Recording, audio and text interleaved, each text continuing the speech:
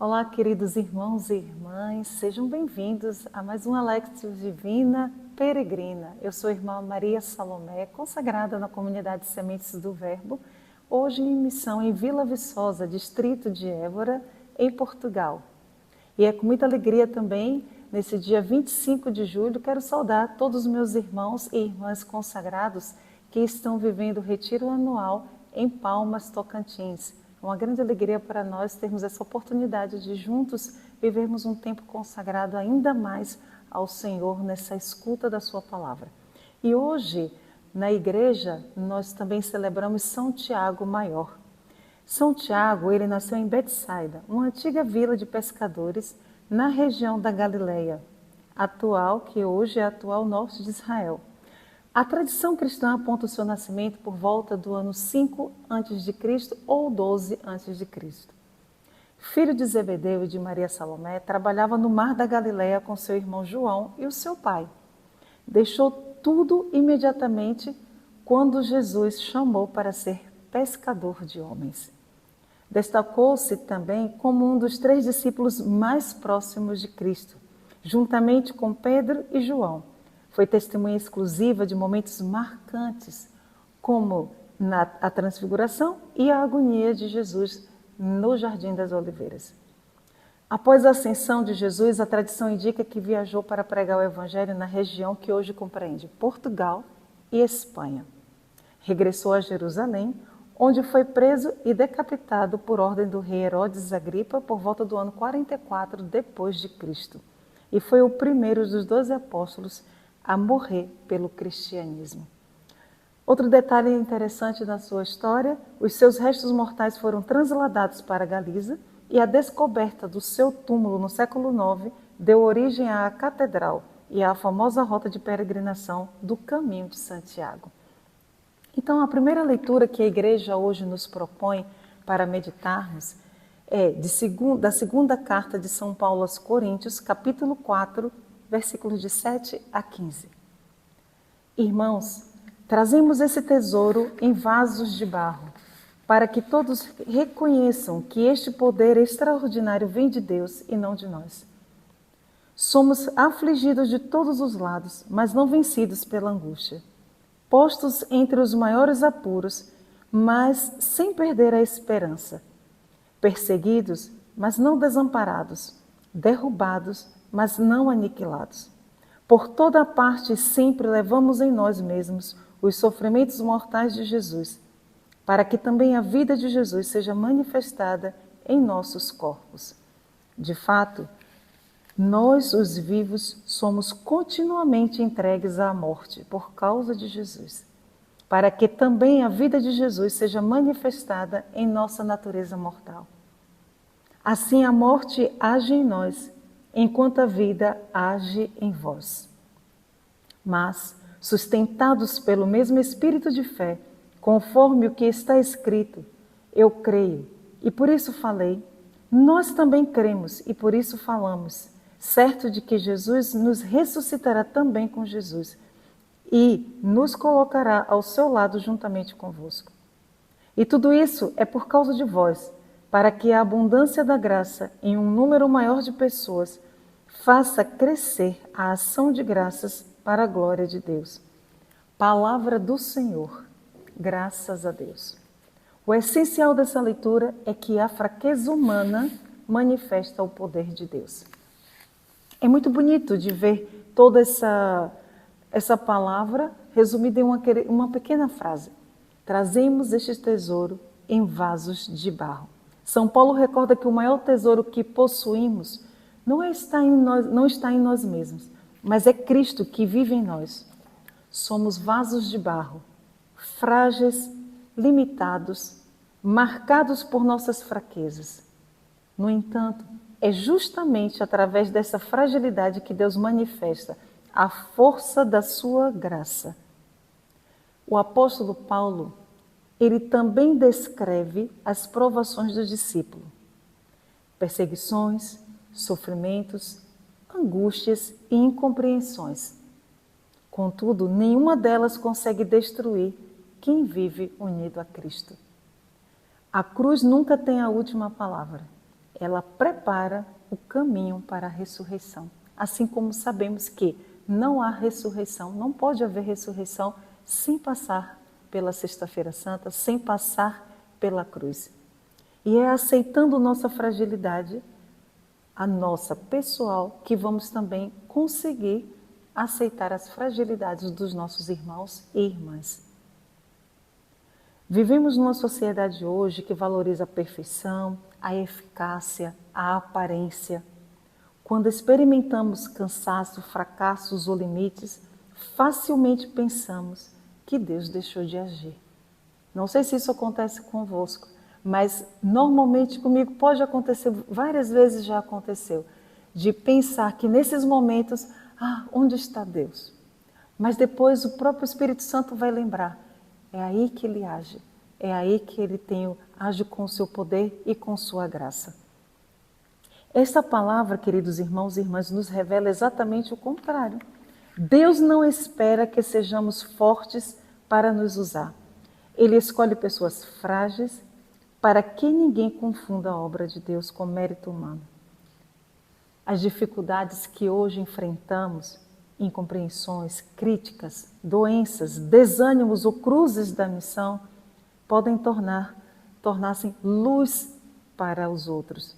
Pode se tornar lugar da manifestação da graça de Deus. O cristão não é aquele que nunca sofre, mas aquele que não perde a esperança.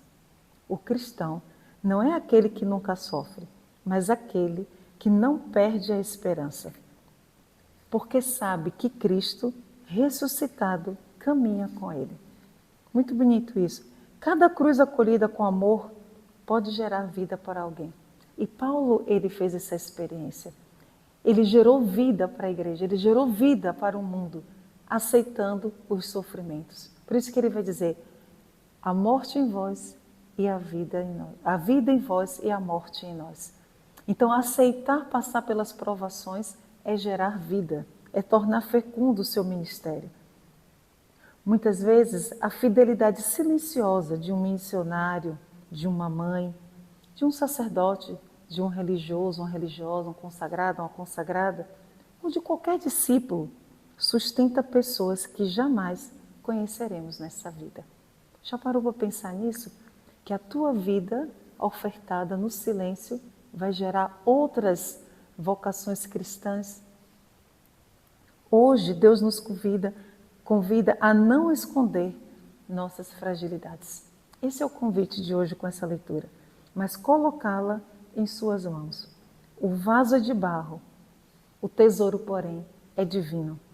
E Santo Agostinho, ele tem uma frase que, para mim, resume toda essa palavra. A medida do amor é amar sem medida. A medida do amor é amar sem medida. Aquele que se lança, aquele que ama sem medida, então ele está fazendo com que gere frutos ainda mais para a igreja. Quem ama Cristo não mede sacrifícios, porque ele sabe que toda entrega realiza por amor, que a entrega que é feita por amor gera vida. Que o Senhor nos lembre que nossa fraqueza, pode gerar vida, que nós lembremos a cada dia, que nós lembremos ao longo desse dia de hoje, que essa fraqueza nossa pode gerar muitas outras vidas. O Salmo de hoje, Salmo 125, versículos 1 seguintes, diz assim: quando o Senhor reconduziu os nossos cativos, parecíamos sonhar. Encheu-se de sorriso nossa boca, nossos lábios de canções. Entre os gentios se dizia, maravilhas fez com eles o Senhor. Sim, maravilhas fez conosco o Senhor. Exultemos de alegria. Mudai a nossa sorte, ó Senhor, como torrentes no deserto. Os que lançam as sementes entre lágrimas ceifarão com alegria. Chorando de tristeza sairão espalhando suas sementes. Cantando de alegria voltarão carregando seus feixes. É um cântico de romaria, um cântico de subida para Jerusalém. Esse cântico celebra a libertação do exílio da Babilônia. O povo recorda a alegria do passado para pedir a restauração, a reconstrução do presente.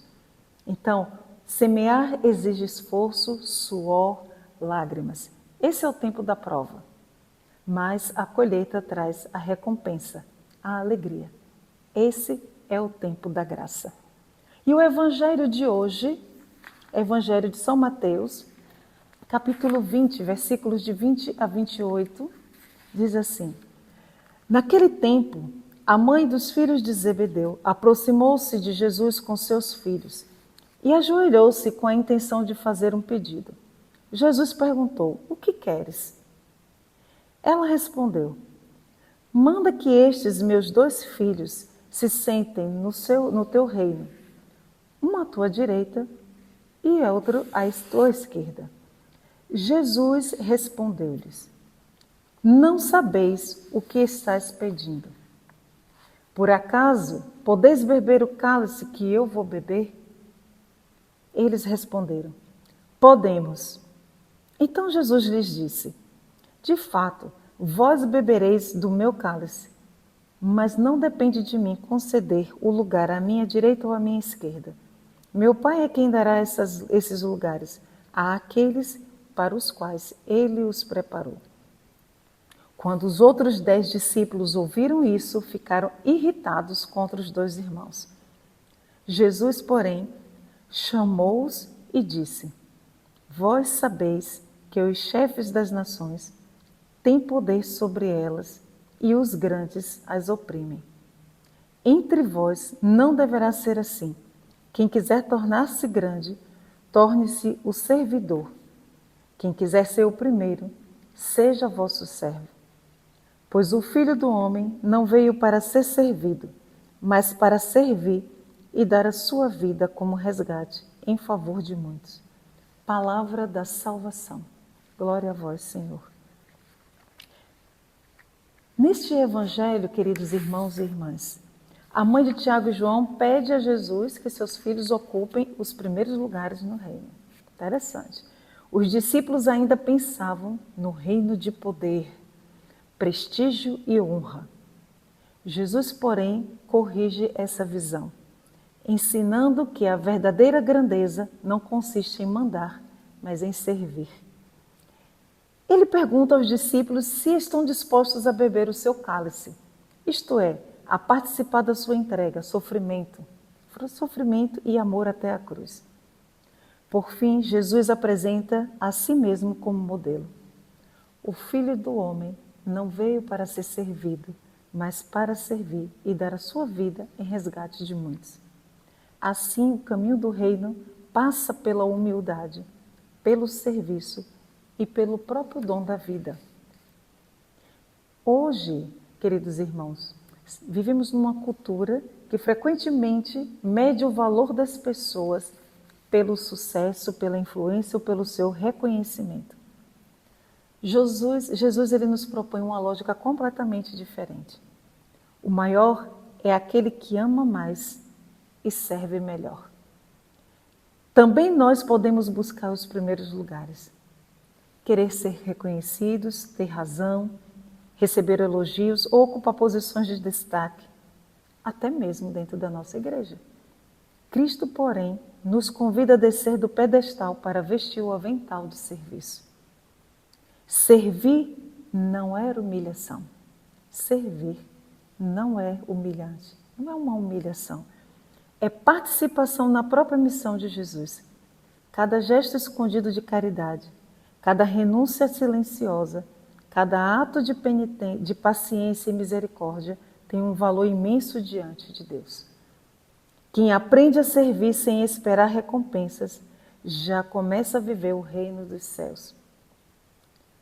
São Francisco de Assis tem uma frase que eu creio que pode nos ajudar também a rezar e meditar esse evangelho de hoje. Onde há amor e sabedoria, não há temor nem ignorância. Onde há amor e sabedoria, não há temor nem ignorância. Onde há paciência e humildade, não há ira nem perturbação. Onde há paciência e humildade, não há ira nem perturbação. Essa frase resume o ensinamento de Jesus. A verdadeira autoridade nasce da humildade e do amor, de se colocar a serviço dos irmãos, a serviço dos outros. E o que é que nós podemos tirar de tudo isso e trazer para nós do dia de hoje? Quais são as lições que o Senhor quer nos dar nesse dia de hoje? São Tiago era um simples pescador da Galileia, um vaso de barro frágil, imperfeito, cheio de ambições humanas ao início. Mas depois ele aceita o desafio de Jesus. Jesus ensina a afastar a sede do poder humano. E o cálice que Tiago bebeu representa a disposição para aceitar os sofrimentos e os desafios da vida com ânimo cristão, unindo os nossos padecimentos aos de Cristo. O cristão é chamado a viver a caridade. A grandeza mede-se pela capacidade de servir. E como primícias do trabalho apostólico, o testemunho de São Tiago recorda que a igreja é sustentada pela coragem de assumir a fé em tempos de adversidade. São João Crisóstomo, e aqui eu termino, ele diz assim: não há problema em começar imperfeito, como São Tiago, desde que deixemos que a graça de Deus nos transforme. Muito bonito isso. Não há problema em começar imperfeito como Tiago, desde que deixemos a graça de Deus transformar-nos. Obrigada por continuar a acompanhar a cada dia a Lectio Divina. E façamos da nossa vida uma verdadeira oferta e entrega no serviço e amor à igreja, no serviço da caridade aos mais pobres, aqueles que mais necessitam do nosso amor, da nossa entrega e do nosso serviço. Que Deus abençoe a todos nós nesse dia de hoje, pela intercessão de São Tiago.